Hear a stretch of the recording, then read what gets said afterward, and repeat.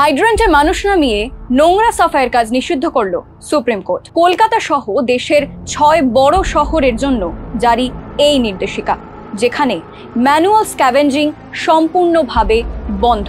সাফাইয়ের কাজে হাইড্রেন্টে নেমে বিষাক্ত গ্যাসে প্রাণ হারিয়েছেন বহু কর্মী। এর নজির দেশে ভুরি ভুরি। এনসিআরবির পরিসংখ্যান অনুযায়ী ভারতে প্রতিদিন এইভাবেই 2 জন প্রাণ হারান। কিভাবে এবং কখন ম্যানুয়াল স্ক্যাভেঞ্জিং বন্ধ করা হচ্ছে, কলকাতা সহ 6 শহরকে হলফনামা দিয়ে আদালতে জানাতে হবে। এই ধরনের দুর্ঘটনা রুখতে 2013 সালে আইন তৈরি হয়। বলা হয়, ম্যানহোল সাফাই, মলমূত্র সাফাই কিংবা নোংরা পরিষ্কার করার মতো কাজ মানুষকে দিয়ে করানো যাবে না। তবু আইনের ফাঁক গলে এভাবেই কাজ হচ্ছিল। 2021 সালে খাস কলকাতায় হাইড্রেন্টে নেমে জলের তোড়ে ভেসে যান 7 শ্রমিক।